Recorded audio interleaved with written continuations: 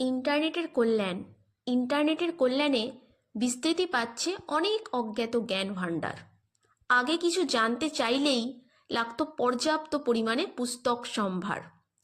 এটাই হয়তো জানতো না কেউ, এই বিশেষ লেখাটি আছে কোন বিশেষ বইয়ের পাতায়। কারো থেকে বইটি পেলে প্রয়োজনীয় লেখাটি লেখা দরকার খাতায়। ভেবে দেখো, নিমেষের মধ্যেই সঠিক তথ্য ছিল কি পাওয়া সহজসাধ্য? বর্তমান এক ক্লিকে করতে পারছি নিত্য নতুন জ্ঞান প্রাপ্ত। এত ধরনের শিক্ষা জ্ঞান কখনো করতে পারিনি অনুসন্ধান, কারণ জানা ছিল না সমস্ত জিজ্ঞাস্য প্রশ্নের উত্তর দেবে কে, কোথায় তার অবস্থান। আজকের দিনে কি জানতে চাও? ইংরেজি, ভূগোল, নাকি ইতিহাসের ইতিকথা? নাকি কোন গাছের উচ্চতা বেশি আর কোন গাছেরই বা আছে লতা? কি দিয়ে কিভাবে রান্না করলে রান্নার স্বাদ হবে সুমিষ্ট?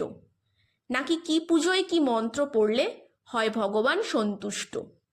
বিচলিত মনকে যদি করতে চাও শান্ত, তবে শুনতে থাকো কি বলছেন আচার্য প্রশান্ত। জানতে চাও কেমন দেখতে আইফেল টাওয়ার? শুয়ে বসেই দেখতে পাবে লন্ডন, নিউ ইয়র্ক।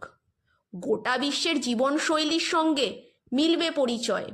জানতে পাবে কোন রাজা কোন যুদ্ধে কাকে করেছে পরাজয়। কোন দেশের আছে কত অর্থ, আছে কি ধরনের কলাকৌশল পাণ্ডিত্য। অবশ্যই উপকৃত হবে যদি জেনে থাকো কি বলেছিলেন আচার্য চাণক্য।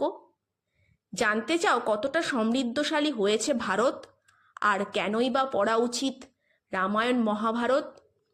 কোন আগ্নেয়গিরি থেকে বেরিয়েছে কি ধরনের লাভা। জানিয়ে দেবে মহারাজ শিবাজী পুত্র সম্ভাজি সত্যি কি ছাবা। অর্থশাস্ত্র, নীতিশাস্ত্র, যোগশাস্ত্র পাওয়া যাচ্ছে সমস্ত শাস্ত্রের জ্ঞান। জানতে পারছি চাঁদের মাটিতে অবতরণ করল কবে চন্দ্রযান। জানার শুধু ইচ্ছা থাকা চাই, তবেই ক্রমশ প্রসারিত হবে জ্ঞানের স্তর।